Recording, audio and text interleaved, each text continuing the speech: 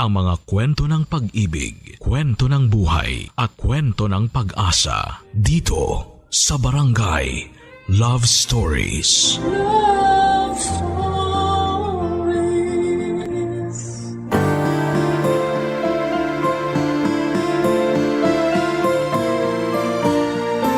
Kaya mo bang mapalayo ng matagal na panahon sa iyong pamilya? Alang-alang sa pagkakataong mabigyan sila ng magandang buhay. Ilang taon ang kaya mong isakripisyo para sa kanila? Dear Papa Dudut, itago niyo na lamang po ako sa pangalang Mateo. Kaunti na lang ay malapit na akong maging senior citizen. Dapat ay malakas pa ako at puno ng sigla. Pero meron akong mabigat na pinagdaraanan ngayon at tiyakong hindi lamang ako ang may ganitong karanasan. Dati po akong seaman, Papa Dudut, dekada 90 noong una akong sumampa sa barko. Meron na kaming 2 anak noon ng asawa kong si Teresa. Mahirap kasi ang buhay namin noon at hindi sapat. Ang kinikita ko bilang isang mekaniko. Kaya gumawa ako ng paraan para makasampa ng barko kahit mababa lamang ang posisyon.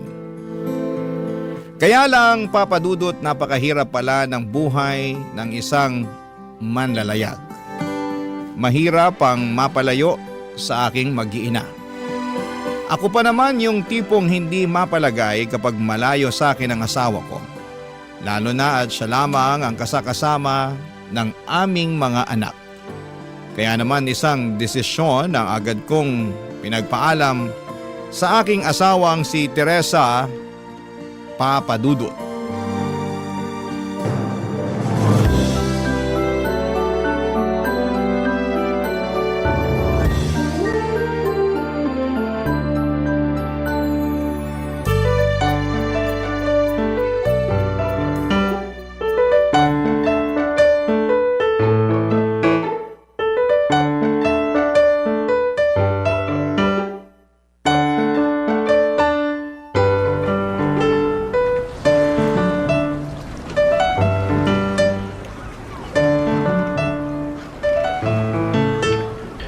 Kumusta ka na ba? Ayos nga lang ako. Tinanong mo na ako niyan kanina Pasensya na. Namimiss lang kasi kita Ako rin naman. Ay, teka. Hindi pa ba mahal tong babayaran mo? Hindi, ayos lang. Ay, nga pala Teresa. Kaya pala ako napatawag meron akong gustong sabihin. Oh, ano yun? Iniisip ko kasi kung tapusin ko lang yung kontrata ko tapos dyan na ako sa atin. Dyan na lang ako magtatrabaho. Ano ka mo? Kasi ang hirap Hirap na ako. Hindi yung trabaho pero ang hirap mapalayo sa inyo. Ang tagal ko na sa trabahong to, hindi pa rin ako napapanatag. Hirap na nga ako matulog Lalo na sa tuwing naiisip kong ikaw lang ang kasama ng mga bata. Tapos kayo lang yung nasa bahay. Kung ano-ano pumapasok sa isip ko kasi dapat nandyan ako Dapat kasama niyo ako ng mga bata. Naku Mateo, magtigil ka nga. Ang lapit-lapit lang ng bahay ni nanay dito. Hindi naman ako mag-isang nag-aalaga sa mga anak natin. Kahit na, iba pa rin yung kasama mo ko dyan. Mateo naman, seryoso ka ba? 2 taon mahigit ka pa lang sa trabaho mo, sumusuko ka na agad? Teka, bakit parang baliwala lang sa iyo yung nararamdaman ko? Akala ko ba sasang-ayon ka sa akin? Pero iba yung reaksyon mo kaysa sa inaasahan ko. Ang lagay pa ako lang yung nangungulila sa atin. Bakit naman ako sasang-ayon sa isang maling desisyon? Maling desisyon? Maling desisyon ba yung kagustuhan kong makasama kayo? Wala ka pang 3 taon bilang seaman. Wala pa tayong masyadong ipon, Mateo. Akala ko ba gusto mong makapagpatayo tayo ng sarili nating bahay? Paano mangyayari yun kung napakaaga mong sumuko dyan sa trabaho mo? Pwede naman ako maghanap ng ibang trabaho Yung trabaho kung saan makakasama ko kayo. At anong trabaho yon? Sige nga. Anong trabaho ang magbibigay sa'yo ng sweldo na gaya ng meron ka ngayon, ha? Meron yan. Wala! Walang ganon. Pwede ba, Mateo? Bakit hindi ka na lang magpasalamat na sa dinami-dami ng aplikante kasama ka sa mga natanggap? Hindi man mataas yung posisyon mo pero ang importante malaki ang sinisweldo mo, no? Teresa, Hindi ka uuwi. Hindi ka uuwi, Mateo, ha? Tiisin mo yung kalungkutan mo. Tatagan mo yung loob mo. Isipin mo yung kinabukasan ng mga bata, ng pamilya natin. Tsaka isa pa, hindi lang naman ikaw nagsasakripisyo eh. Ako rin. Mahirap maging solo parent, baka kala mo ha. kaya nga gusto Pero sa kong... kabila nun, hindi ako nagre-reklamo. Ginagawa ko pa rin ang responsibilidad ko bilang nanay. Kaya naman sana ganun ka rin. Tandaan mo, Mateo, marami kang pangako sa akin. At kailangan mong tuparin yun bilang isang padre de pamilya.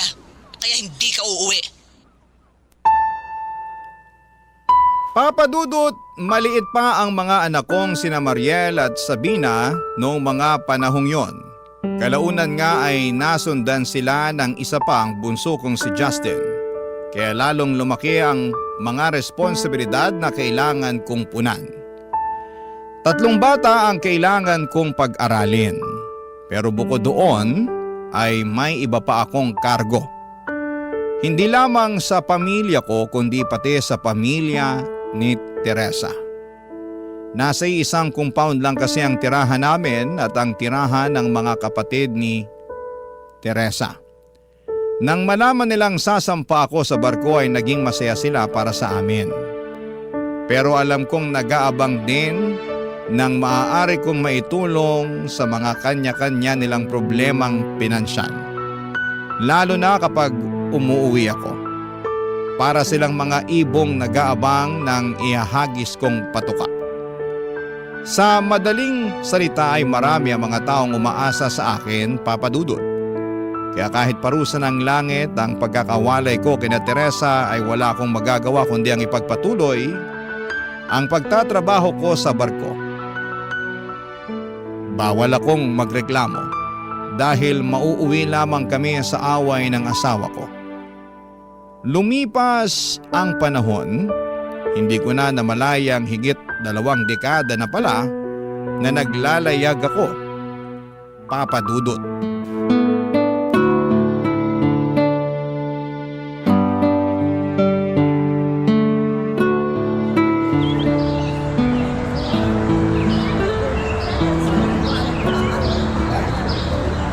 Pambira naman itong lugar na ito eh.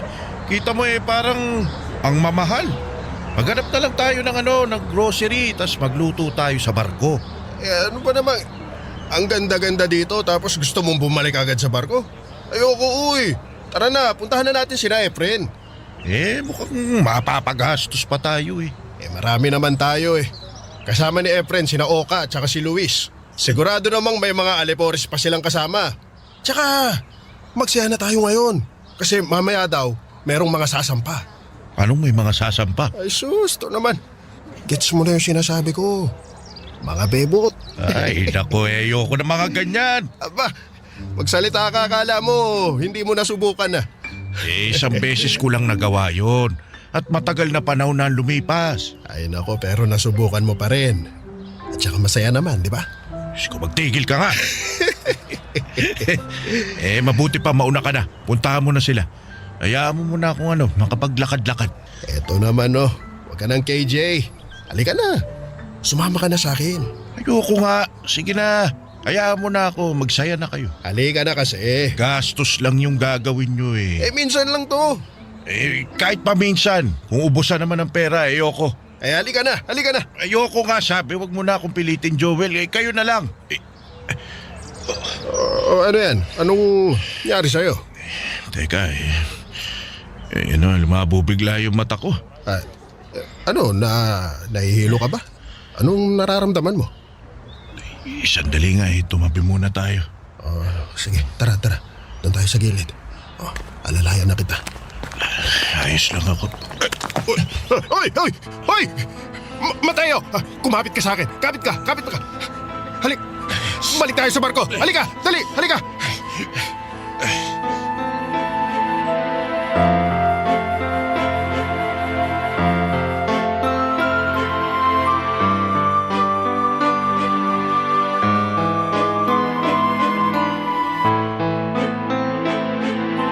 Alam na ba to na misis mo?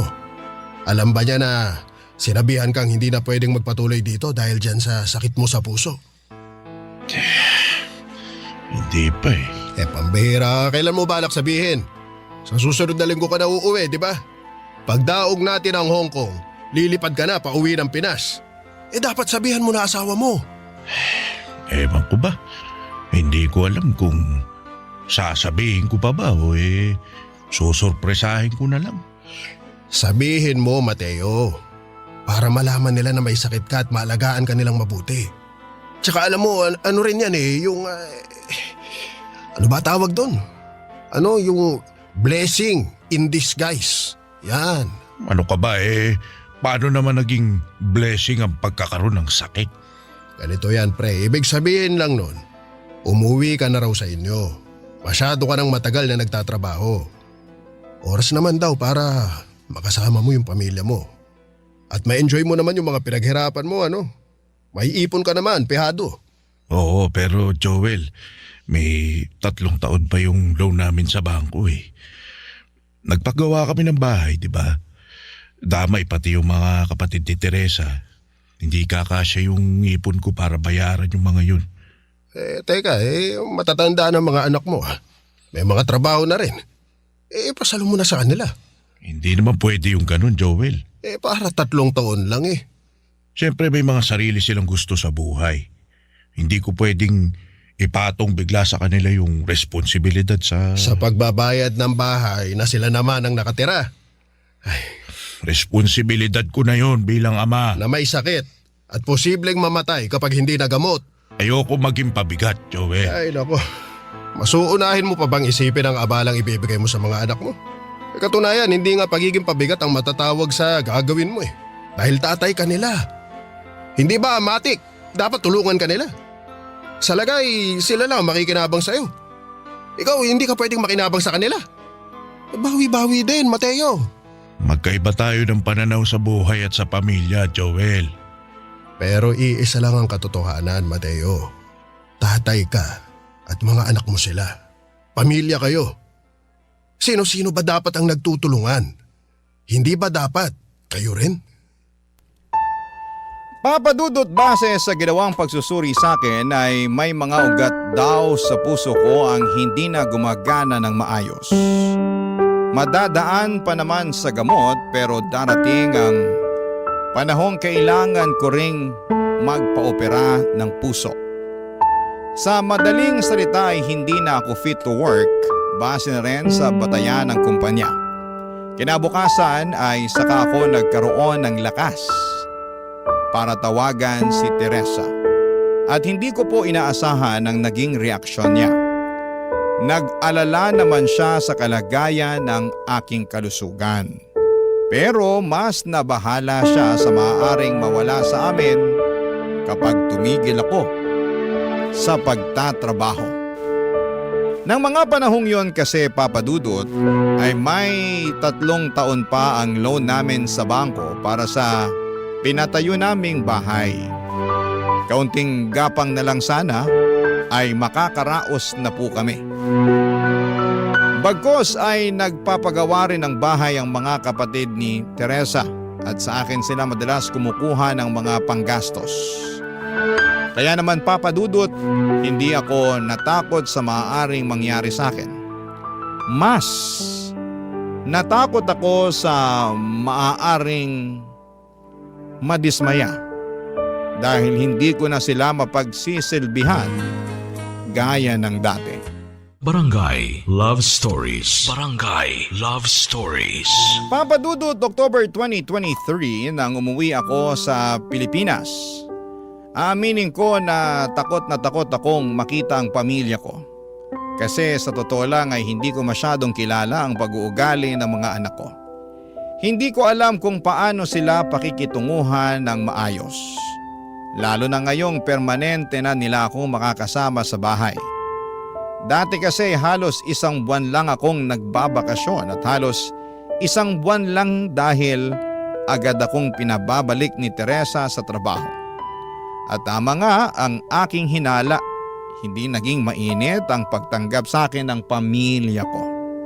Maliban kay Justin, walang bahid ng excitement ang pagsalubong nila sa akin. Isang tanong, isang sagot lang ang mga anak kong sina Mariel at Sabina. Kaya nga unang araw ko pa lamang sa Pinas ay parang gusto ko na lamang bumalik sa paglalayag, Papa Dudut.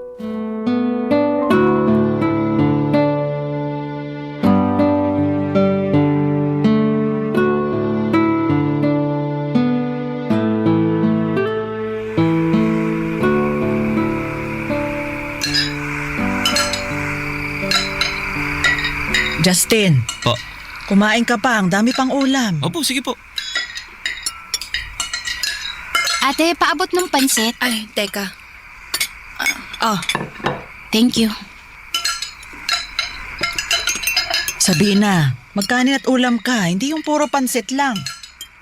Opo.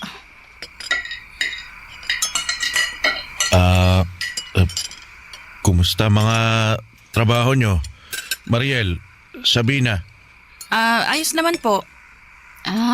Ayos lang din, tay.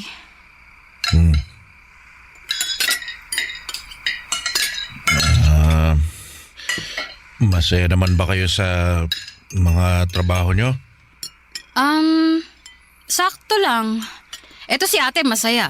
Andun yung jowa niya eh. Nahimik ka nga dyan. Hindi ka pa ba mag-aasawa, Mariel? Pwede naman na sa edad mo na yan, ah. Mag-iipon muna ako, tay. Mukhang matagal pa nga eh. Lalo na ngayon, may kailangan pa palang bayarang bahay. Mariel. Totoo naman po ah. Mag-aambagan kami ni na Sabina at Justin. Oo nga, pero hindi ito ang oras para pag-usapan yan. Kararating lang ng tatay nyo. Oh. Magsaya muna tayo. Saka na yung problema. Magsaya? Mariel, Uy, ate.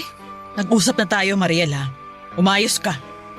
Sorry po, pa. Pagod lang. Galing trabaho. Ayos lang, nak. Ayos lang.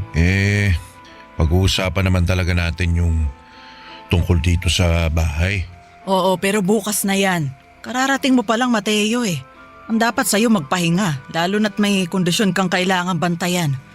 Kaya kayong tatlo, Mariel, Sabina, Justin, ayoko munang pag-usapan ng kahit anong problema sa unang araw ng tatay nyo dito. Hayaan nyo munang mag-relax yung tatay ninyo. Naiintindihan nyo ba? Opo. Yes, ma.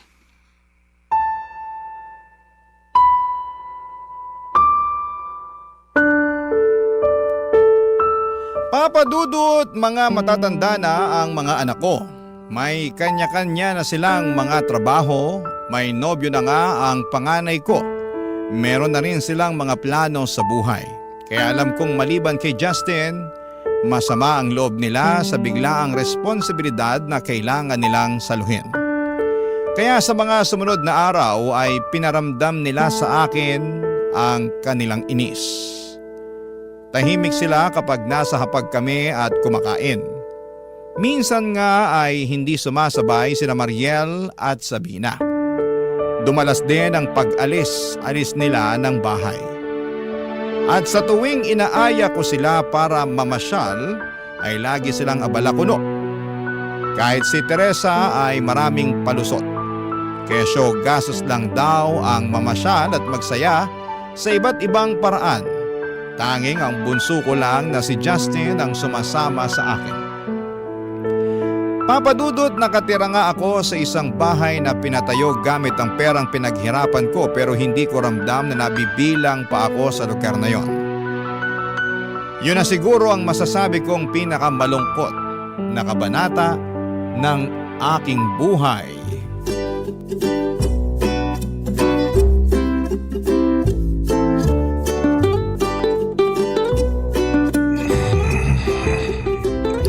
Oy, Justin, nakakarami ka na. Ako naman. Tapos po ako na. Sinong may request dyan? Bakit ba ang ingay-ingay? Manahimik ka nga. Di ka naman Kita na nagpapahinga yung tao eh. Oy, Justin, paabot na Sino ba yung mga yon? Bakit ang ingay-ingay nila? Everyone. Sandali nga. Is dedicated sa mga minahal. Pero konti lang. Ginawa, pero hindi inasama. Turo ako ng leksyon tong mga ulupong na to. Hoy! Hoy! Tay? Bakit ang ingay-ingay nyo? Kita nang natutulog ako eh. Nagawa nyo pa talaga mag-videoke this oras na ng gabi. Tay? Wala na kayong pakundangan. Mga walang galang. Hindi nyo na inisip na may tao nagpapahinga. Mga makasarili. Tay, tayo minahon kayo. Paano ko iinahon eh? Sumusobra na kayo. Nananadya ata kayo eh. Kala nyo hindi ko kayo napapansin? Kung ano ginagawa nyo para lang itaboy ako? Bakit? Gusto nyo ba umalis na lang ako sa pamamahay na to? Ha? Tay, ano po bang sinasabi nyo? Eh, wag mo akong hawakan! Tay! Lana, nababaliw na. Ano sabi mo? Ano mo ikaw, Mariel? Namumuro ka na sa akin, ha? O, ano ginagawa ko sa'yo? Alam ko may galit ka sa akin. Bakit? Dahil sinalo nyo ang pagbabayad nitong bahay? Kaya ano? Pasimple nyo akong ginagantihan? Iniinis nyo ako? Nababaliw ka na! Ano sinabi mo? Tay! Ay, anong nangyayari dito, ha? Bakit kayo nag-aaway? Nay, si tatay nagbabaliw-baliwan na naman. Mateo, ano bang nangyayari, ha? Nagtanong ka pa kasama ka rin nila. Ano? Anong kasama? Yung mga walang yamong anak. Nagbibidyoke pagkalakas-lakas. Nananadya yata dahil alam nagpapahinga ako. Ano ka mo? Bidyoke? Oo, pati yan si Sabina. Naku, makatili sa mikropono eh. Tay, huminahon na po kayo. Tigilan mo nga kakasabi sa akin yung minahon. Justin, ikuha mo ng tubig ang tatay mo, dali. Opo. Mateo, umupo ka muna, ha? Huminga ka ng maayos. Bang, Kailangan mong huminahon. pagsabihan mo yung mga anak mo ha. Mateo, hindi nag-iingay ang mga bata. Tingnan mo ang paligid mo. Nasaan ang video kung sinasabi mo, ha? Nagbibidyoke nga. Yang si Sabina pa yung naabutan ko may hawak ng mikropono eh. Mateo, wala si Sabina dito. Nasa trabaho pa siya. Ano nasa trabaho eh? Narinig Tingnan ko. mo nga. Tumingin ka sa paligid mo. Nasaan si Sabina? Wala. Wala. Wala rin yung videoking sinasabi mo. Nakapatay nga yung TV, oh. Sina Mariel at Justin lang ang nandito. Ito, nagbabalot sila ng mga regalo para dun sa reunion natin yan sa Pasko. Mateo, baka naman nananaginip ka lang. Baka maluwag na tornilyo. Mariel! Kung bakit kasi hindi na lang bumalik sa barko eh. Tama na yan. Tumigil ka na. Bahala nga kayo dyan.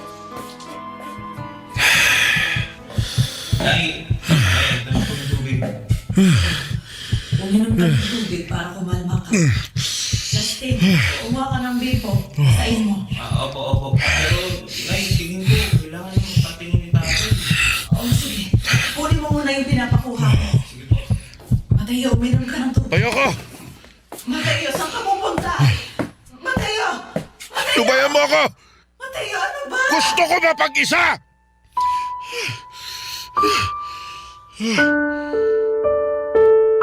Papadudot ng mga panahong yon ay may mga kakaibang nangyayari sa akin. Para ba akong nababaliw? May mga nakikita at naririnig ako na hindi naman pala totoo. Para akong minumulto na hindi maipaliwanag. Sa isip ko noon ay maaaring dala ito ng matinding stress dahil sa mga pinagdadaanan ko. Minsan naman ay hindi ko makontrol ang emosyon ko. Kapag naiinis ako ay nauuwi yon sa matinding galit.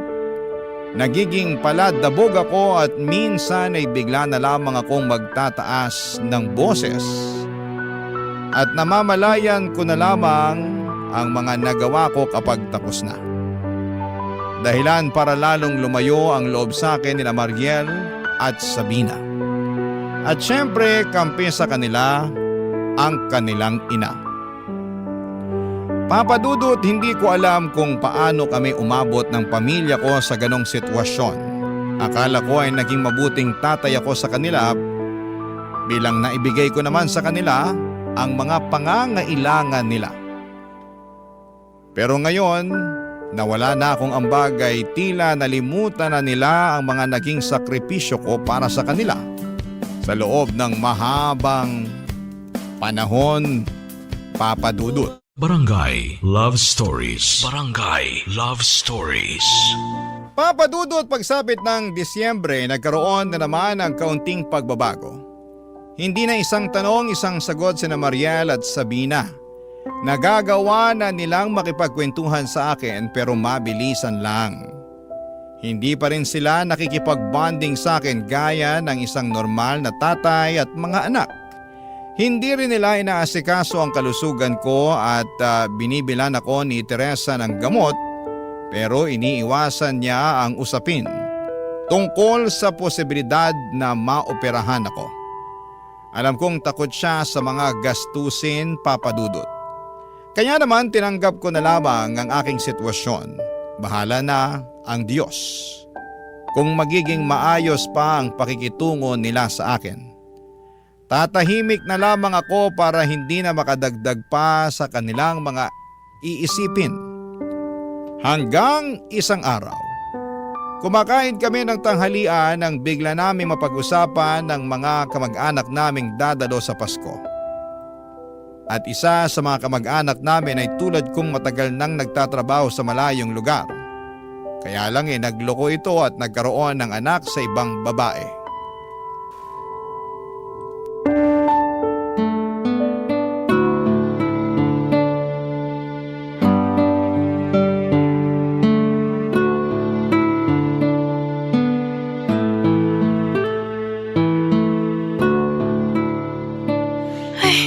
Kaya nga ayoko ng mga long distance na mga ganyan eh. Meron at meron talagang maglolo ko. Dami ng ganyan. Tapos ang idadahilan kalungkutan na parang kala mo, absuelto na siya pag yun ang ginamit na palusot mong abnormal. Buti na lang si tatay matino. Di natin sure. Oh my God! Tay! Tanong lang, faithful ka ba kay nanay? Wala ka bang naging kabit o kafling sa barko?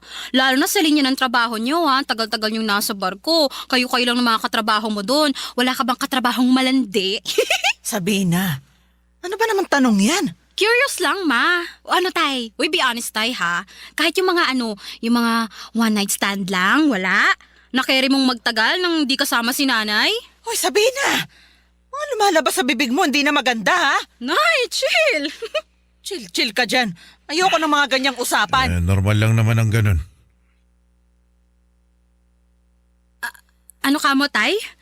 Normal? Bakit? Nagawa niyo ba, tay? Nagloko na ba kayo? May naging kabit kayo? O one time, big time lang? Lo si ate Abnoy. Isang beses lang naman. Oh my God. Sabi mo, Mateo? Matagal na yon. Di ko na nga matandaan yung itsura ng babae. Mateo! Matagal na yun, Teresa. Wala lang yun. Ibig mong sabihin, niloko mo nga ako? Niloko mo ako, Mateo? Teresa, wala akong kabit. Nililinaw ko lang. Bayarang babae lang siya. Walang hiya ka! Ang kapal ng mukha mong langlahin lang yung babae! Pinatulan mo pa rin siya! Nanay! Hayaan niyo si nanay! Huwag mong sasabihin isang beses lang yon. Kung nagawa mo na, malamang kaya mong ulit-ulitin. Kaya Mateo, umamin ka na ha? Ilang beses mo na nagawa yon ha? Ilang beses ka nang tumikim ng iba? Sigurado ka mga bayarang babae lang sila? O baka naman may pangalawang pamilya ka na! Ay, uminahon po kayo. Ginawa ko ang lahat, Mateo! Tapos ganito lang ang igaganti mo sa akin? Kung ikaw, pagod sa pagtatrabaho, pas ako rin! Hindi lang ikaw ang nagsakripisyo! Akala mo ba madali magpalaki ng 3 bata mag-isa? Hindi! Hindi mo alam dahil hindi mo naman sila naalagaan! Tapos, ang lakas ng loob mong mambabae! Teresa, isang beses lang yun. Nakainom lang ako. Nangungulila ako sa'yo nun. Kaya sumiping ka sa iba, ganon? Bakit? Makikita mo ba kami ng mga anak mo kapag may kinama ka? Malungkot lang ako nun. Ay, sabi na eh. Gusto ko lang nakayakap. Nang katabi sa kama kahit isang beses lang. Nakakaawa ka naman pala, ano? Kawawa ka naman, wala kang kayakap. Hiyang-hiya naman ako sa'yo, napakababoy mo! Teresa, kung ikaw yung nasa lugar ko, baka magawa mo rin ang nagawa ko. Manahimik ka, Mateo, ha? Hindi ako tulad mo. Dahil kung ako nasa lugar mo, uuwi ako sa pamilya ko kaysa maghanap ako ng iba. At saka... Aba, yun na nga yung gusto kong gawin eh. Pero ikaw tong may ayaw. Ayaw mo akong pauwiin eh. Ang daming beses ko nang binalak mag-resign para makasama kayo pero pinigilan mo ko. Dahil may mga responsibilidad ka pang kailangang tugunan. O ginawa ko naman yun. Kaya nga kinain ako ng kalungkutan. Ikaw sa tuwing kausap kita, wala ka ng lambing. Puro tungkol na lang sa pera yung bukang bibig mo. Ultimo problema ng mga kamag-anak mo, gusto mo tayo pa yung lumutas. At sina Mariel, si Sabina, Hindi ko makausap ng matino. Alam mo kung bakit? Dahil hindi ko alam kung anong sasabihin ko. At hindi rin nila alam anong itatanong sa akin dahil wala naman sila pakialam sa ginagawa ko. Sinong hindi malulungkot nun? May pamilya nga ako pero wala akong malalim na koneksyon sa inyo. Pero hindi yun dahilan para pagtaksilan mo ako. Teresa, patawarin mo ko. Pero sana maniwala ka. Isang beses ko lang nagawa yun. Huwag mo akong gawing tanga. Alam mo, mabuti pa. Mabuti pa lumayas ka sa harap ko. Lumayas ka na sa pamamahay na to. Ayaw na kitang kasama, lalong ayaw kitang makatabi sa kama. Kaya sige, mag-impake ka na ng mga gamit mo. Maghanap ka ng ibang matutulugan. Doon ka magpakargo sa mga babae mo. Total naman, magiging pabigat ka na sa pamilyang ito. Papadudot, sabi nga nila, nahuhuli sa bibig ang isda. Wala sa loob ko ang ginawa kong pag-amin. Natural na lang na lumabas ito sa aking bibig na parang wala lang. Kaya naman laking gulat ko nang biglang magwala si Teresa. Totoo naman ang aking sinabi, isang beses lamang akong pumatol sa isang bayarang babae habang nakadaong ang barko namin sa ibang bansa. Totoo ring ginawa ko lamang yon dala ng matinding kalungkutan. Hindi ko intensyon na maghanap ng kabit, ni hindi ko na nga maalala ang itsura ng babaeng nakasiping ko. Alam ko naman na mali ang magtaksil sa asawa. Ang akin lang tao lamang ako at nagkakamali. Sa mga sumunod na araw ay naging mariin si Teresa sa desisyon niyang palayasin ako. Kaya para humupa na ang tensyon at hindi na madamay ang mga anak namin ay umalis ako at lumipat sa isang maliit na apartment sa katabing syudad. Hindi ko inakalang kung kailan permanente ko nang makakasama ang pamilya ko ay saka naman nila ako itataboy na parang aso. Alam kong may kasalanan ako, pero sapat ba yon para tuluyan na nila akong itakwil bilang padre di pamilya? Hanggang sa sumapit ang besperas ng Pasko ng taong 2023. Laking gulat ko nang biglang dumating sa apartment ko ang bunso kong si Justin Papadudut.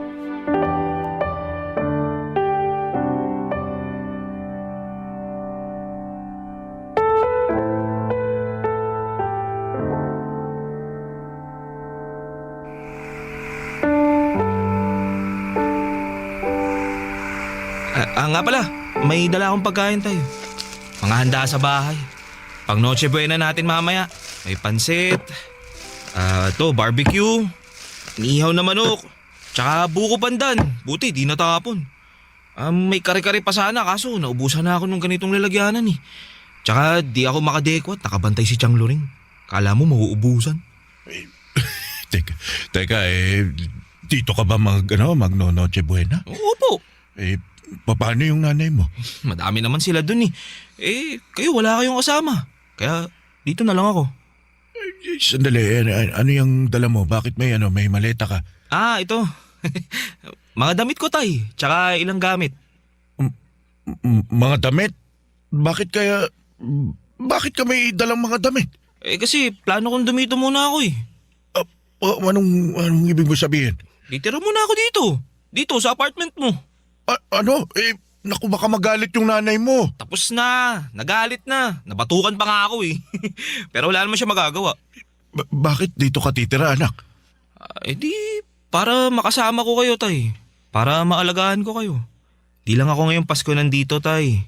Hanggang bagong taon pa. Actually, hanggang Pasko pa sa susunod na taon. At yung susunod pa. Teka, nagugutom ka na ba, tay? Gusto mo kain na tayo? Para inom-inom na lang mamaya ang ating gabi. Sandali lang, Justin ha. Oh? Hindi kasi kita naiintindihan eh. Dito ka titira sa maliit na paupang ito. Opo, tay.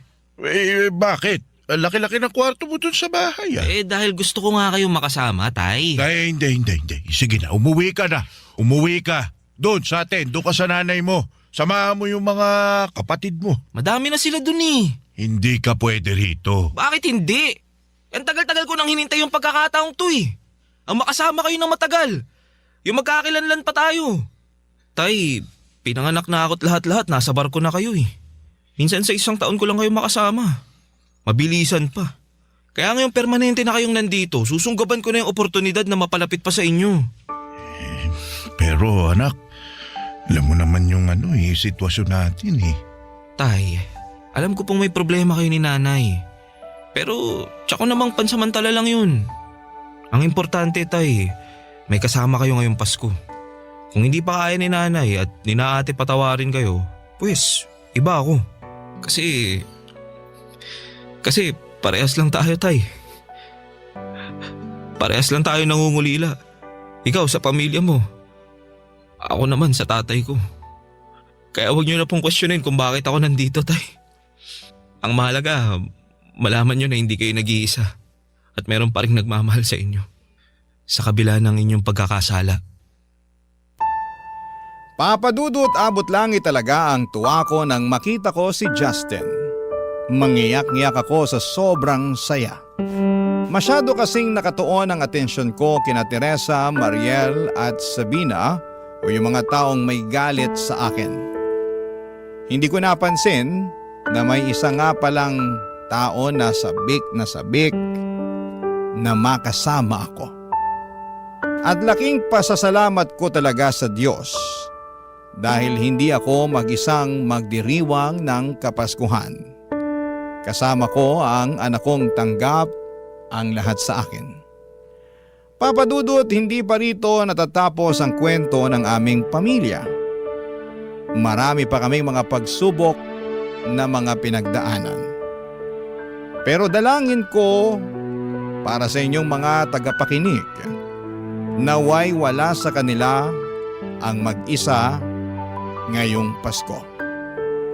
Kung malayo man kayo sa inyong pamilya o kaya ay may hidwaan gaya ng sa amin, ay alalahanin nyo na meron pa ring mga tao na nagmamahal sa inyo.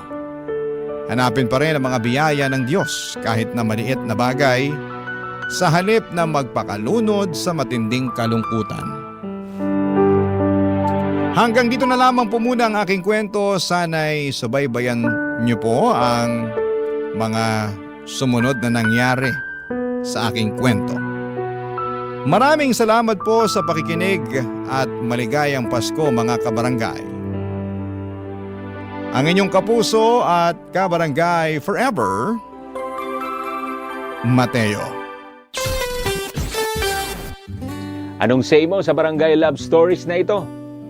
Pagkwentuhan natin sa comment section yan.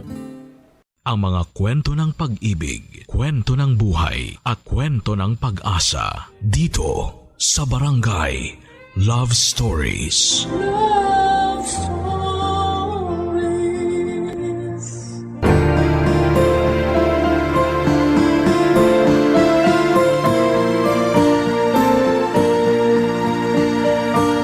Walang ibang hinangad ng isang magulang kung hindi ang kabutihan para sa kanyang anak.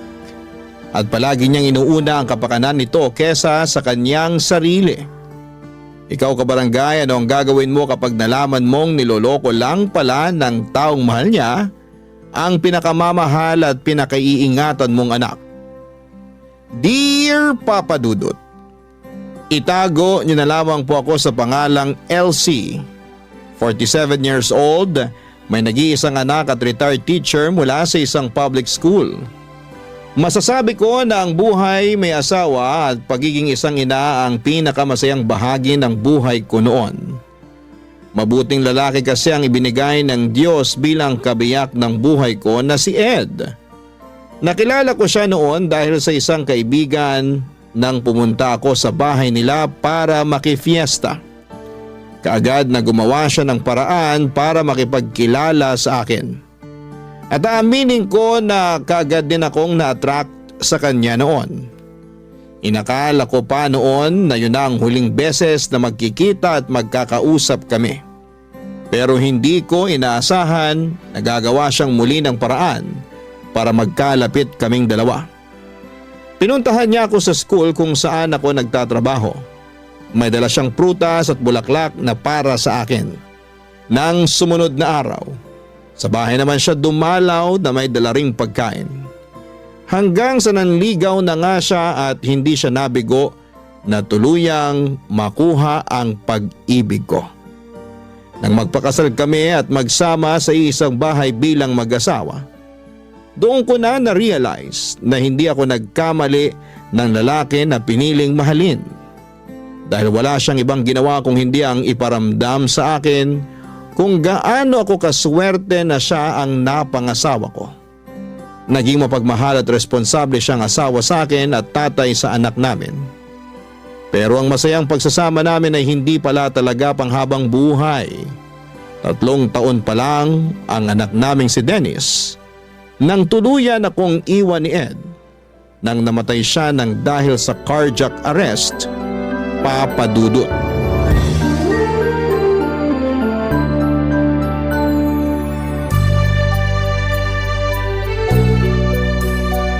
Ay, grabe.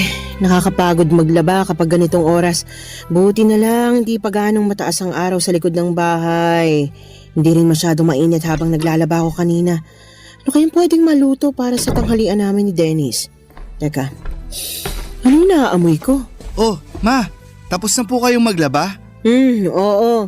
Dineretso ko na rin ng sampay para kapag umaraw mamaya matuyo na rin na kaagad. Mukhang napagod po kayo. Sandali lang po at pupunasan ko yung pawis sa noo nyo. Eto po, malinis tong tuwalya na hawak ko. Pupunasan ko lang po ang noo nyo. Masyado po yata kayong madaming nilaban. Hindi naman masyadong marami yon kasi nakapaglaban na rin ako nung nakaraang araw lang. Sabi ko naman kasi sa inyo, bumili na tayo ng washing machine para hindi na kayo napapagod sa paglalaba. Washing machine? Sus, makakasira lang ng mga damit natin yun. Pwede naman po na kahit mga pambahay na lang ang i-washing machine nyo. Tapos yung iba, kahit i-handwash nyo na lang kung gusto nyo po. Iha-handwash ko na lang para sigurado ako na malinis ang pagkakalaba ko sa lahat ng mga damit natin. Hindi pa masisira ang mga tela nun, lalo na yung mga pang-alis mo na damit. Akin na nga yung tuwalya at ako na rin magpupunas sa pawis ko. Balikan mo na yung niluluto mo at baka masunog pa yun. Ay, sige po ma. Papatayin ko na rin yung apoy sa kalan. Kasi luto na rin naman po yung karne ng manok doon. Maupo na rin po kayo kasi nakapaghain na rin po ako ng para sa tanghalian natin. Sige at medyo gutom na rin ako. Ano palang niluto mo na ulam? Ang paborito nyo pong binakol, ma. Ay, kaya naman pala amoy pa lang. Mukhang napakasarap na ng niluto mo kasi paborito ko. Sana nga po magustuhan nyo. Alam nyo naman po na hindi talaga ako madalas magluto. Nagulat nga ako nang may maamoy akong ulam mula sa kusina. Yung pala nagluluto ka na ng pananghalian natin. Nung makita ko kasi po kayong naglalaba kanina, naghanap na po ako ng pwedeng iluto sa ref natin. Sakto naman po ang mga ingredients na nakita ko para sa binakol na manok. Sana talaga pumasa sa inyo ang lasa ng niluto ko na yan. Eto, titikman ko na nang malaman natin kung lasang binakol ba yung niluto mo o baka mamaya lasang afritada o adobong manok pala ito. Ma, wala naman pong sarsayan na kagaya ng sa adobo o apritadang manok. Biro lang naman. Eto, titikman ko na talaga, ha? Masarap tong sinigang na manok mo, ah. Ma, binakol po yan at hindi sinigang. Pero seryoso na anak, masarap tong niluto mong binakol na manok. Talaga po, ma? Walang halong biro? Walang halong biro. Pwede ka na ngang mag-asawa sa sobrang sarap nitong niluto mo. Asawa agad, ma? Hindi ba pwedeng girlfriend muna? Bakit, meron na ba? Nako, mukhang meron na nga. Kung meron man, ipapakilala ko po kaagad sa inyo. Saka, wag po kayong mag-alala. Hindi ko naman po pinapabayaan ang pag-aaral ko. Alam ko naman yon. Napakatalino mo kaya. Siyempre, kanino pa ba naman ako magmamana kung hindi sa paboritong mama ko? Para namang may iba ka pang mama, ha. Kumain na nga tayo habang mainit pa tong masarap na binakol na niluto mo. Papa Dudut, simple lang naman ang naging buhay ng pamilya namin noong nabubuhay pa ang asawa ko. Sa construction site, nagtatrabaho si Ed bilang foreman at ako naman ay nagpatuloy sa pagtuturo ko sa school. Nang ipinagbuntis ko si Dennis, naging masela ng kalagayan ko. Kaya kinailangan ko nang mag-resign. Gusto ko na rin sanang bumalik sa pagtatrabaho noong nakapanganak ako, pero nakiusap si Ed na mag-focus na lamang daw sana ako sa pag-aalaga ng anak namin. Pinagbigyan ko naman siya kasi nangako siya. Nagagawin niya ang lahat para hindi kami mahirapan sa mga gastusin. Tinupad ni Ed ang pangako niya na yon. Kaya madalas siyang mag-overtime para madagdagan ang kinikita niya sa trabaho. At alam nyo, sa totoo lang, may bahagi ng sarili ko ang hanggang ngayon nagigilty pa rin dahil pakiramdam ko. Masyado kong iniasa lahat ng responsibilidad sa asawa ko. At yun ang naging dahilan para maaga niya kaming iwanan ng anak ko. Pero mula nang mawala siya ay nangako ako na gagawin ko ang lahat para maibigay ang lahat ng pangangailangan ng anak ko. Magpapakananay at tatay ako para sa nag-iisang anak namin ng asawa ko. Sinuklian naman ni Dennis ang lahat ng pagsusumikap ko para maitaguyod ang buhay namin. Naging napakabuti niyang anak sa akin. Nag-aral siya ng mabuti hanggang college hanggang sa napapansin ko noon na napapadalas na medyo ginagabi ng uwi ang anak ko, Papa Dudut.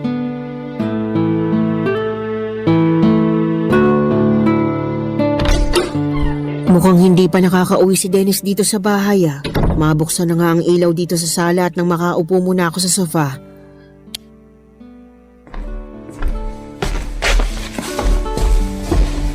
Ay, nakakapagod yung mga klase ko kanina. Ang hirap talaga kapag may bumibisita sa amin ng mga head teacher mula sa ibang school. Napakaraming dapat asikasuhin. Ma, nakauwi na po pala kayo. Kakadating ko lang dito sa bahay, nagpapahinga lang ako ng konti tapos mag-aasikaso na ako ng pagkain para sa hapunan natin. Nagugutom ka na ba? Hindi pa naman po. Uupo na lang din po muna ako dito sa sofa. Gusto mo bang buksan natin ang TV? Hindi na po, kasi wala naman po akong inaabangan na palabas sa TV ng ganitong oras. Sige, pero bakit parang napapadalas yata na ginagabi ka ng uwi ngayon? May inaasikaso lang po ako. Tungkol ba yan sa introduction ng research paper ninyo? Hindi po, ma. Baka napapadalas na masyadong pagsama mo sa gimikan ng mga kaibigan mo ha? At napapabayaan mo ng pag-aaral mo. Wala namang problema sa akin kung kanino ka pa bumarkada basta hindi makakaapekto sa pag-aaral mo. Hindi po ako gumigimik. Kasi wala rin naman po akong hilig sa paglalakwatsa o pagtambay sa kung saan-saan. Saka, konti lang din naman po ang kaibigan ko sa school. Ayoko rin nang nakikipag-usap sa kung sino-sinong estudyante na walang kinalaman sa subject ko. Mabuti naman. Pero bakit nga napapadalas na ginagabi ka ng uwi dito sa bahay? Ang totoo po, naghahanap po kasi ako ng trabaho. Trabaho? Para saan? Para sa OJT mo na ba yan sa susunod na taon? Hindi ba masyado pang maaga para asikasuhin mo ang OJT mo? Hindi po para sa OJT yung trabaho na hinahanap ko. Para saan nga? Nakukulangan ka na ba sa allowance na binibigay ko sa'yo? May gusto ka bang bilhin kaya nagdesisyon ka maghanap ng trabaho? Tumaas na bang tuition fee mo at hindi ka nang nagsasabi sa akin? Ma, hindi po sa ganun. Hindi naman po kulang yung ibinibigay nyo na allowance sa akin. Madalas nga po na sobra pa. Wala rin po akong gustong bilhin na kahit na ano. At hindi rin po nagtaas ang tuition fee namin. Ang totoo, naghahanap po ako ng trabaho kasi plano ko na pong huminto sa pag-aaral ko. Ano? Anong sabi mo, Dennis? Nagbibiro ka lang, di ba?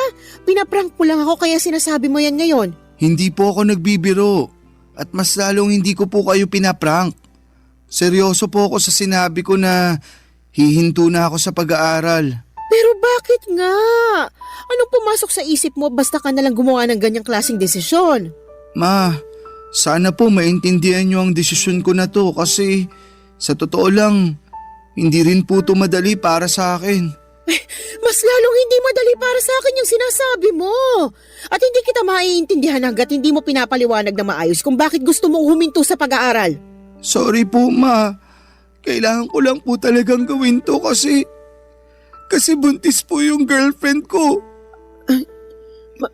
May girlfriend ka? Opo.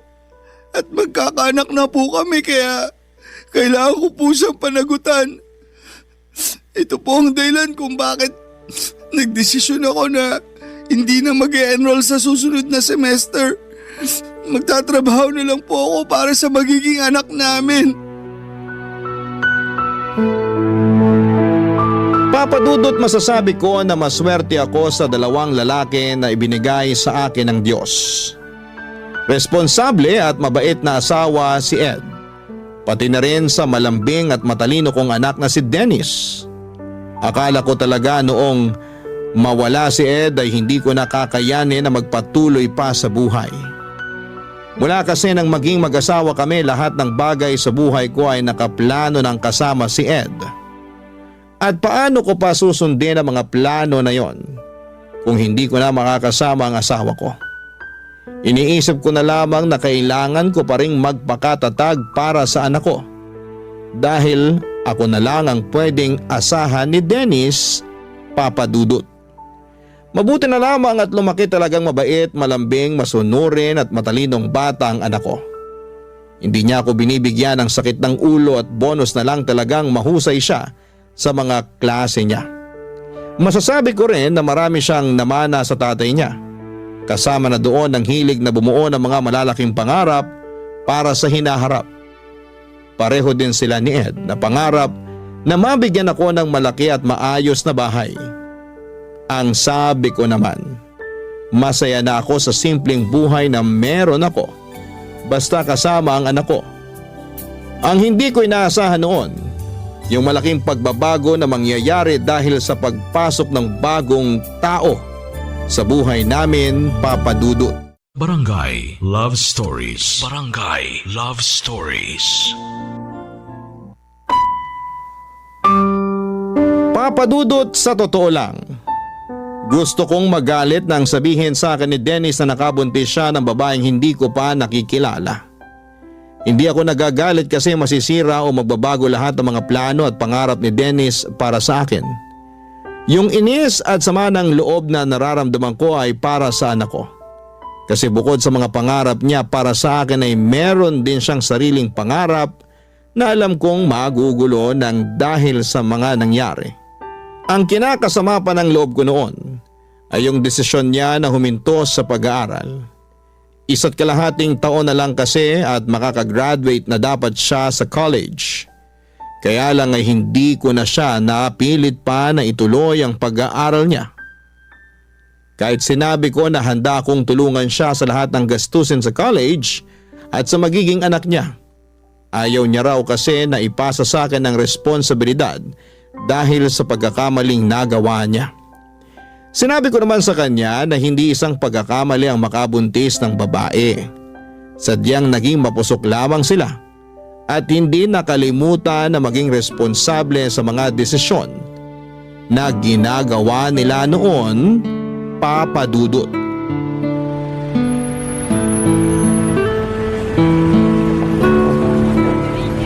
Malapit na tayo sa bahay namin, Kyla. Medyo malayong lakaran pala to, no? Oo, kasi bihira ang dumaraan na tricycle dito sa street namin.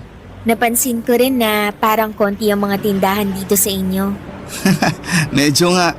Pero wag kang mag-alala kasi may sari-sari store na katabi mismo ng bahay namin.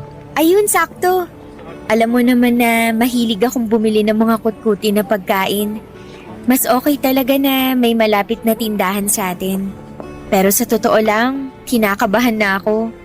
Kasi baka hindi ako magustuhan ng mama mo. Sobrang bait ng mama ko. Kaya sigurado ako na magugustuhan ka niya at magkakasundo kayong dalawa. Nandito na tayo sa bahay namin. Pagpasensya mo na lang kasi simple lang tong bahay namin. Uy, ang ganda kaya ng bahay niyo, Dennis. May gate pa bago yung mismong pinto ng bahay. Ang ganda pa ng mga halaman dito sa garden niyo. Naku, alagang-alaga ni mama yung mga halaman na yan. Pasok na tayo sa loob. Kasi sigurado akong excited na rin si mama na makilala ka.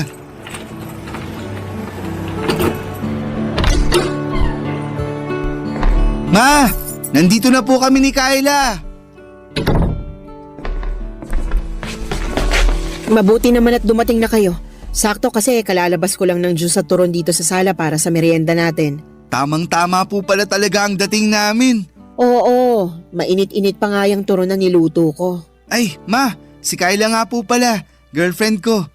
Kyla, si Mama. Magandang hapon po, ma'am. Anong ma'am? Mama ako ni Dennis at hindi ako teacher sa bahay na ito. Mama na lang din ang itawag mo sa akin kasi hindi magtatagal. Magiging manugang na rin naman kita. Sige po, ma. Sabi sa'yo, mabait si Mama. At maganda pa, parang ikaw. Oo nga. Maganda talaga ang mama mo, lalo na sa personal. Magaling ka talaga pumili ng girlfriend na ipapakilala sa akin, Dennis. Maupo na muna kayo sa sofa nang makapagmerienda na tayo. Alam nyo ma, kanina pa kinakabahan tong si Kyla. Kasi ang sabi niya, baka taray-tarayin nyo raw siya. Uy, wala akong sinabing baka tarayan ako ng mama mo, Dennis. Pero totoo namang kinakabahan ka kanina, di ba? Kahit naman hanggang ngayon, kinakabahan pa rin ako. Ito kasi yung unang pagkakataon na makikilala ko ang mama mo. Huwag kang mag-alala, Kyla. Basta mahal ng anak ko, mahal ko na rin. Pero matanong ko lang, saan ba kayo nagkakilala ni Dennis? Wala pa kasi siyang masyadong nakukwento sa akin tungkol sa'yo. Sa school din po kung saan nag-aaral si Dennis. Magkaklase kayo ng anak ko? Hindi ko po siya kaklase at matagal na rin po akong huminto sa pag-aaral. Hindi ka na pala nag-aaral. Opo ma, nakatungtong naman po ng first year college si Kyla noon. Pero nang mamatay ang mga magulang niya 3 years ago, tita na lang niya ang kasama niya. Doon po siya nagdesisyon na magtrabaho na lang. Ganun ba? Paano kayong nagkakilala sa school kung hindi naman pala siya estudyante doon? Nagtatrabaho po ako sa kantin sa loob ng university kung saan madalas na kumakain si Dennis. Doon po kami nagkakilala. Masipag pong magtrabaho si Kyla at yun talaga ang pinaka nagustuhan ko sa kanya. Alam ko po na hindi ko talaga siya naikwento sa inyo noon. Pero mabuting tao po si Kyla at mahal na mahal ko po siya. Kaya sana po okay lang sa inyo na dito muna kami tumira habang hindi pa siya nakakapanganak. Siyempre naman kasi bahay mo na rin to anak. Huwag kang mag-alala kasi maaasahan mong suporta ko sa lahat ng desisyon na gagawin mo. Lalo na kung para sa relasyon at magiging anak ninyo ni Kyla.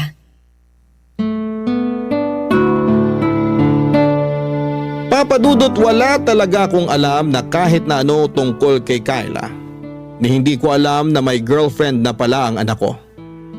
Ang akala ko noon ay nakafocus siya sa pag-aaral niya, yun pala ay may ibang tao na siyang binibigyan ng atensyon, papadudot. Pero noong araw na nakilala ko naman si Kyla, ang naisip ko kaagad ay makakasundo ko siya dahil mukha siyang mabait na babae. Nalaman ko rin noon na halos 3 taon na pala ang tanda niya kay Dennis.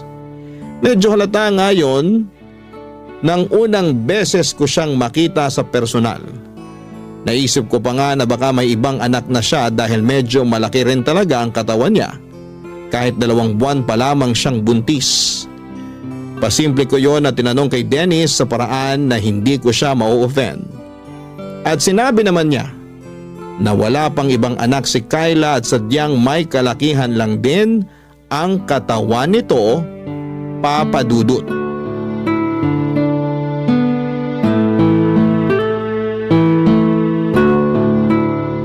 Ma, gagabihin po pala ako ng uwi mamaya. Huwag niyo na po akong hintayin ni Kyla na magapunan. Ipagtatabi na lang kita ng ulam para mabilis kong mainit pag uwi mo dito sa bahay. Bakit pala gagabihin ka ng uwi? Kulang po kasi kami ng waiter sa restaurant kaya kailangan namin magdagdag ng oras sa duty namin. Naku, sayang naman kasi balak ko pa namang magluto ng paborito mong igado na ulam para sa hapunan. Talaga? Ipagluluto mo ako ng paborito ko? Oo, kaya nga plano kong sumama mamalengke mamaya kay mama eh. Pwede mo pa rin namang iluto yung paborito ko, Kyla. Hindi na nga lang tayo sabay na makakapaghapunan kasi ayoko mapuyat ka sa paghihintay sa akin. O sige, pero siguraduhin mo na kakainin mo yung iluluto kong ulam ha? Kahit sunog pa yung luto mo, kakainin at uubusin ko lahat yan. Grabe ka naman. Hindi pa naman ako nakapagluto ng sunog na ulam nung nagtatrabaho pa ako sa kantin.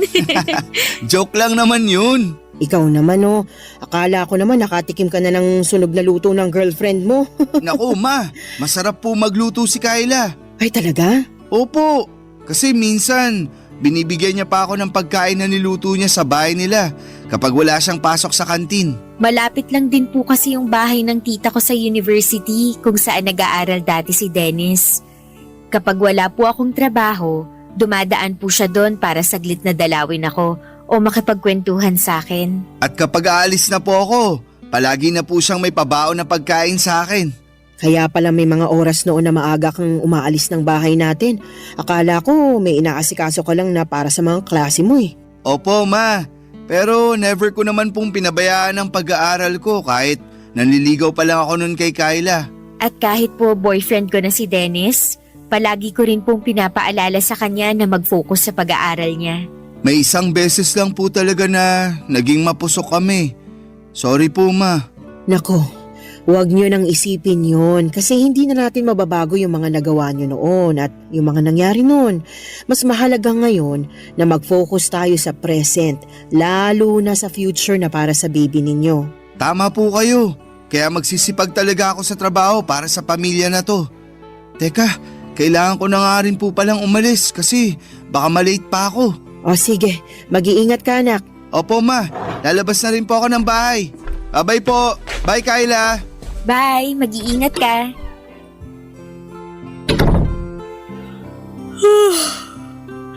Ang dami ko po palang nakain na pandesal at pansit. Napansin ko nga rin yan. Mabuti naman at nagustuhan mong binili kong pansit dyan sa malapit na tindahan para sa almusal natin. Masarap din po kasi talaga yung pansit kahit wala masyadong gulay. Ayos din po yun dahil hindi rin ako mahilig sa gulay. Pareho pala kayo ni Dennis na hindi mahilig kumain ng gulay. Pero ngayon po, pinipilit ko naman na kumain ng gulay para sa pinagbubuntis ko. Inaantok na tuloy ulit ako. Oh, saan ka pupunta?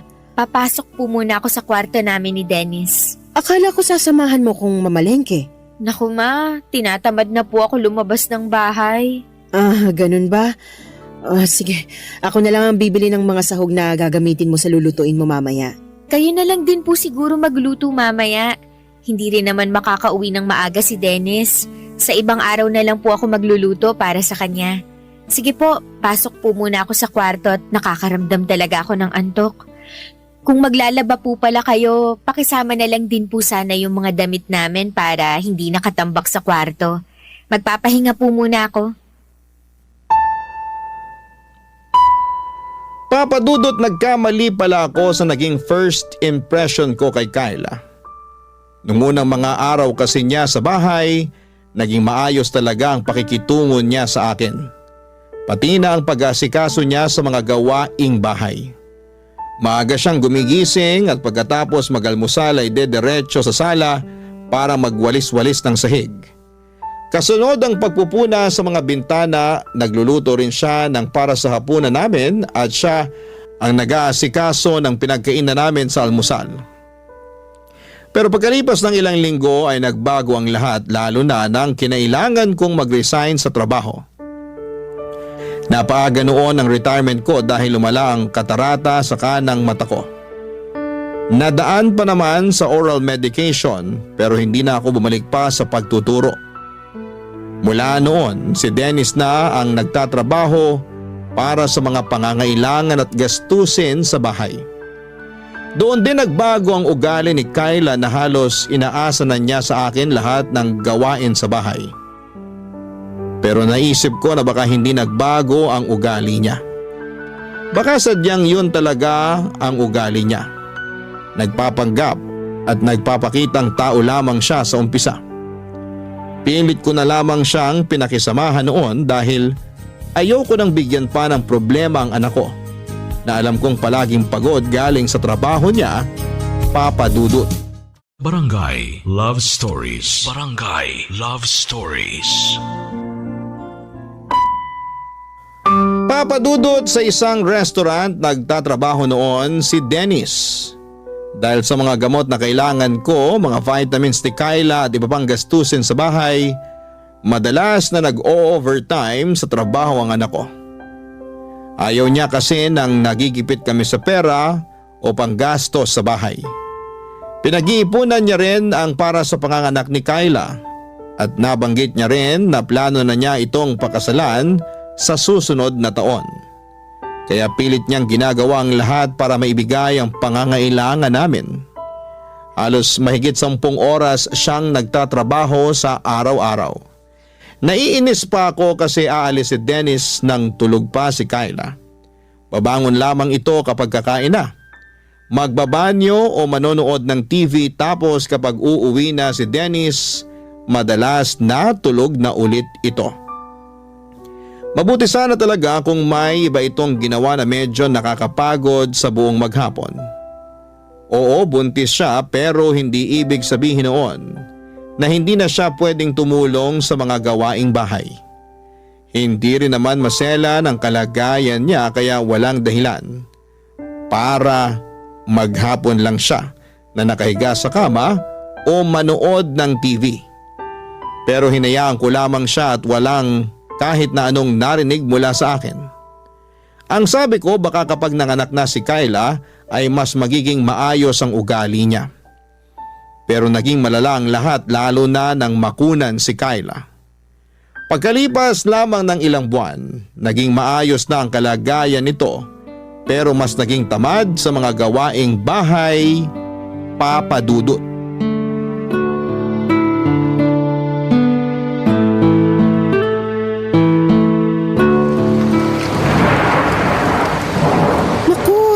Ng ulan sa labas ng bintana kung kailan naman patapos na ako dito sa niluluto ko. Mababasa pa yung mga nilaban ko kahapon. Mapakuha ko na nga lang muna yun kay Kyla. Kyla! Kyla! Pakisilong muna nga muna yung sinampay sa labas bago pa tuluyang mabasa ng ulan. Kyla! Naririnig mo ba ako? Ang sabi ko pakisilong muna yung mga sampay natin. Hindi ko na maiwan tong niluluto ko rito, Kyla. Sige po, Ma. Isisilong ko na po. Mabuti naman at lumabas na rin siya ng kwarto. Buong araw na lang siyang nakakulong doon at hindi man lang magwalis sa sala. Lahat na lang ng kailangang asikasuhin dito sa bahay, ako nang gumagawa. Haluin ko na nga munang mabuti itong mga gulay. Ayan, mukhang ayos na itong niluluto ko rito. Mapatayin na ang apoy sa kalan at silipin ko muna si Kyla kung nagtitiklop na ba siya ng mga sinilong na damit. Kyla! Tinitiklop mo na ba yung mga sinilong mo mula sa labas? Ay teka, nasaan ang babaeng yun? At talagang iniwanan lang dito sa sofa yung mga damit na kinuha niya mula sa sampayan? Ay, mga basa pa yung iba sa mga ito. Tapos sinama na niya sa mga tuyong damit. Talaga namang magsisilong na lang ng mga damit, hindi pa inayos.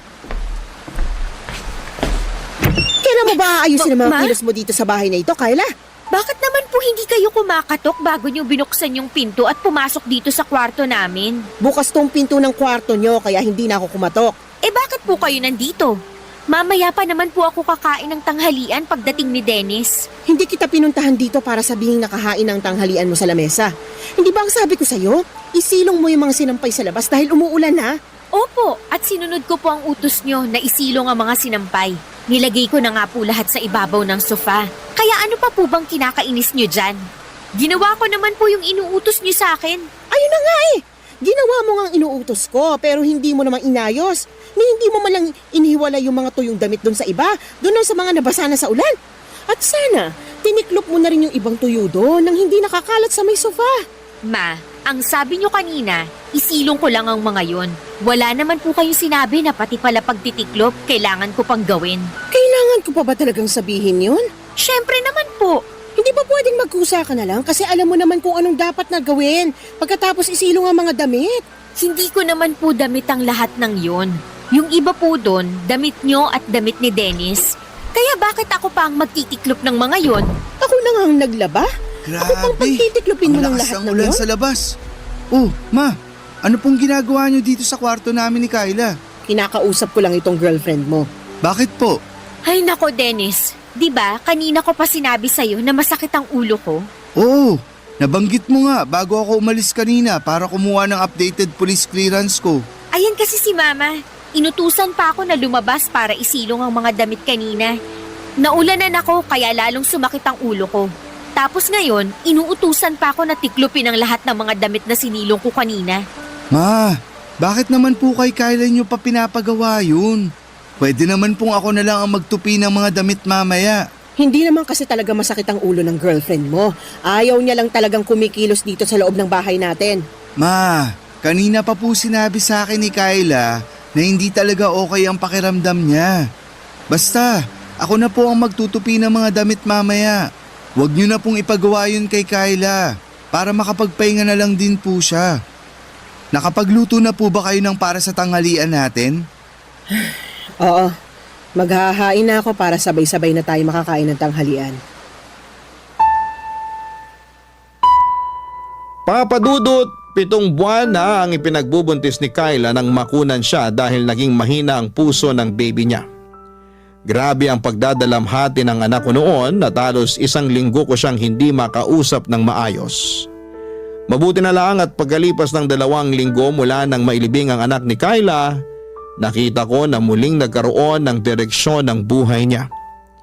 Nang mga panahon na yon ay madalas ko siyang nakakausap tungkol sa mga naging pagsisisi niya sa nangyari sa buhay niya.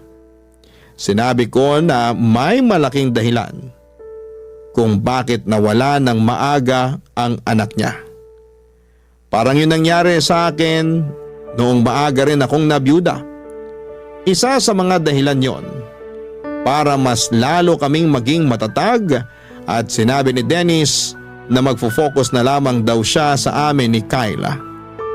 At sa plano niya na pakasalan nito sa susunod na taon, kung ano ang pagsusumikap na ginagawa ni Dennis sa buhay ay kabaliktaran naman ang ginagawa ni Kyla sa bahay namin. Lumala ang pagiging tamad niya sa bahay at may mga oras na kapag nakikisuyo ako na tulungan niya ako sa ibang gawain, kagaya ng pagwawalis sa sala o pagluluto, palagi niya akong sinisigawan at sinasabi niya na abala ako sa pagsa-cellphone niya. At nang minsang magkasagutan pa kami ni Dennis, nang dahil sa kanya ay gusto ko talagang magalit sa anak ko dahil mas kinampihan pa nito ang babae na yon kesa sa akin ang nanay niya. Pero pilit ko na lamang na pinalampas ang lahat noon at patuloy na tiniis ang ugali ni Kyla. Pero ang isang bagay na hindi ko talaga natansya noon ay nang makita ko si Kyla na nakikipagharutan sa isang lalaki sa may mismong harapan ng gate ng bahay namin. Tinawag ko siya noon pero hindi niya ako pinansin tapos ay tinarayan pa. Hindi ako nakatiis pa kaya naman nilapitan ko sila, pinalis ko yung lalaki at pilit na pinapasok si Kyla sa loob ng bahay, Papadudot. Bakit niyo naman po binastos yung bisita ko, Ma? Binastos? At siya pa talaga yung nabastos? Tama ba yung ginawa niyong paghaharutan sa harap mismo ng bahay ko? Ano pong paghaharutan ang sinasabi niyo? Pinsan ko lang po yung kausap ko kanina sa may gate. Pinsan?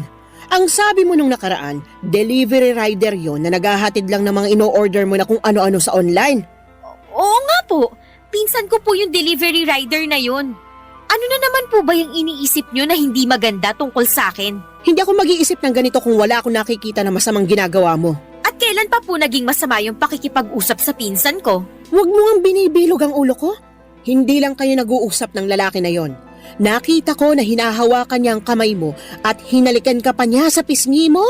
Ang laswa niyo naman pong mag-isip, Ma. Ang hirap po sa inyo. Lahat na lang ng ginagawa ko dito sa bahay na to, mali sa paningin niyo. Eh kailan ka ba gumawa ng tama?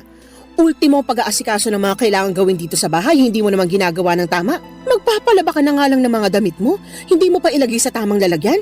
Pati na nga ang mga pinagkainan mo, basta mo nalang iniiwan sa lababo. Kita niyo na?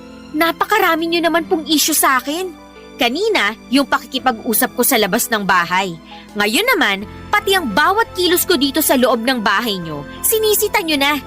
Alam niyo, mabuti pa, magpahinga na lang ako sa kwarto namin ni Dennis. Sumasakit na naman po kasi ang ulo ko dahil sa ingay niyo. Sandali lang, Kyla. Aray Hindi ko, pa tayo Ma! tapos mag-usap. Bitawan niyo nga ang braso ko. Huwag mo kasi akong talikuran dahil nag-uusap pa tayo. Pwede po bang hayaan nyo na lang akong pumasok sa kwarto namin? Tapos ano, magkukulong ka na naman dyan buong araw? At lalabas ka na lang kapag kakain na? Kung may issue po kayo sa akin, si Dennis na lang po ang kausapin nyo. Papasok na po ako sa kwarto kasi ayoko na po makipagtalo sa inyo. Sabi ng hindi pa tayo tapos ng Nasasaktan usap. na po ako. Bitiwan nyo nga po yung braso ko. Ano pong nangyayari dito? Nasa pinto pa lang ako. Naririnig ko na po ang mga sigawan nyo. Mabuti naman at umuwi ka na. Si mama kasi, kanina pa ako sinisigawan. Tapos ang higpit pa ng hawak niya sa braso ko. Tingnan mo oh. Halos magmarka na ang kamay niya sa balat ko. Ma, bakit nyo naman po sinisigawan at sinasaktan si Kyla? Hindi ko siya sinisigawan at mas lalong hindi ko siya sinasaktan. Gusto ko na kasing magpahinga, pero ayaw niya pa akong papasukin sa kwarto natin. Ano ba talagang nangyayari dito? Yang girlfriend mo kasi, nakita ko nakikipagharutan sa ibang lalaki dyan sa labas ng bahay natin. Doon pa talaga sa may gate natin. Kyla, ano tong sinasabi ni Mama? Hindi naman totoo yon. Hindi totoo? Kahit nakita ko na hinawakan niya ang kamay mo at hinalikan ka niya sa pisngi mo? Insan ko nga lang po kasi yon na binibigyan niyo ng mali siya. Kung nabibilog mo ang ulo ng anak ko, huwag mo ko igaya sa kanya. Hindi mo ko maloloko, Kyla. Pwede po bang tigilan niyo na nga po yung kakaisip ng kung ano-ano tungkol sa akin? Alam ko naman kasi talaga na ayaw niyo sa akin kaya gusto niyo akong siraan sa anak niyo. Hindi kita sinisiraan sa kanya. Nagsasabi lang ako ng totoo. Nagsasabi lang din po ako ng totoo. Sadyang marumi lang po ang isip niyo kaya kung ano-ano na lang yung lumalabas sa bibig niyo. At ako pa talaga ngayon ang madumi mag-isip? Sino pa po ba? Kayo lang naman po yung walang tigil sa pagbabantay sa bawat galaw ko dito sa bahay na to. Teka, wag na nga kayong magsigawan ni Mama, Kyla. Hindi naman kasi ako nag-umpisa nito. Yang mama mo. Palibasa, sampid lang ako dito sa bahay kaya ginaganyan niyo na lang ako. Tama na. Huwag ka nang umiyak. Gusto ko lang naman talagang magpahinga muna. Pero ayaw niya akong papasukin sa kwarto natin. Palagi niya na lang binabantayan bawat kilos ko dito. Kulang na nga lang, pati paghinga ko dito sa loob ng bahay na to, bantayan niya.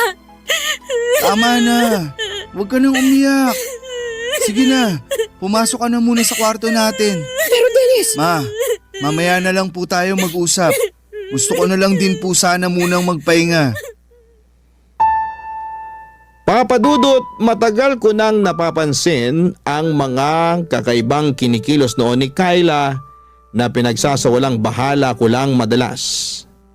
Kapag nakalis na si Dennis ng bahay papunta sa trabaho niya, maririnig ko na si Kyla sa loob ng kwarto nila na halos bumubulong na parang may kausap. Minsan nang nasilip ko siya sa loob ng kwarto nila. Nakita ko na may hawak siyang cellphone at nakangiti habang parang kinikilig sa kausap niya.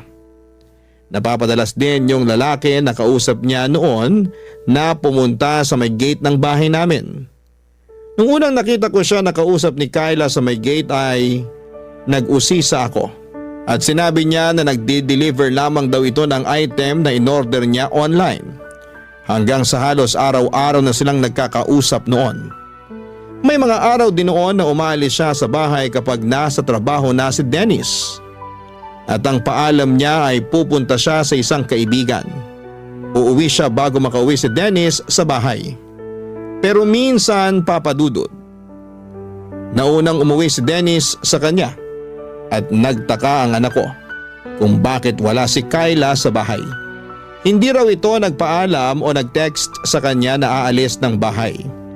Ang sabi lang ni Kyla nang makauwi siya ay may dinadaw lamang itong kamag-anak kaya ginabi ng uwi. Pero iba na ang pakiramdam ko noon dahil nakita ko na noong magkausap sila ni Dennis. Hindi makatingin ng diretso sa kanya si Kyla. Hanggang sa nakita ko ang paghaharutan ni Kyla sa may gate at paghalikpan ng lalaki sa pisngi nito. Hindi ako pwedeng magkamali sa nakita ko at alam ko na hindi yon kamag-anak ni Kyla. Pero alam nyo yung mas masakit. Yung mas kinampihan at pinaniwalaan siya ng anak ko kesa sa akin. Wala akong ibang hinihiling noon kung hindi ang mapabuti ang anak ko at maging masaya siya. Sa kung sino man ang babaeng mapipiling niyang mahalin. Kahit na hindi ko tanggap si Kyla, ay pinilit ko siyang pakisamahan. Pero ako pa ang lalabas na masama sa lahat. Pagkatapos ng pagtatalo namin na yon ay nag-decide si Dennis na umalis na sila ng bahay ni Kyla. Nangupahan sila sa hindi kalayuan mula sa bahay ko. At isang beses sa isang linggo ay dinadalaw na lamang ako ni Dennis sa bahay. Kapag dinadalaw ako ng anak ko ay iniiwasan namin na pag-usapan ang tungkol sa relasyon nila ni Kyla para hindi kami magtalo. Papa Dudut, ang dahilan talaga ng pagsulat ko ngayon ay para humingi ng payo sa kung ano ang dapat kong gawin. Sigurado kasi ako na niloloko ni Kyla ang anak ko pero ayaw naman akong paniwalaan ni Dennis. At ayoko na rin na mas lalo pang magulo ang relasyon namin ng anak ko. Kaya hindi na ako naglalakas loob na makialam sa relasyon nila. Ano bang dapat kong gawin para mamulat ang anak ko sa katotohanan na hindi karapat-dapat si Kyla para sa kanya? Sana'y matulungan ninyo ako sa problema kong ito, Papa Dudut. Ang inyong forever kapuso at kabarangay, LC. Barangay Love Stories. Barangay Love Stories. Nalilito pa rin sa life ang ating kabarangay. Ano kaya ang maipapayo mo sa kanya? Ibahagi mo yan sa ating comment section para mabasa rin niya. Nagustuhan ng iyong napakinggan? Ituloy yan via live stream sa www.gmanetwork.com/radio.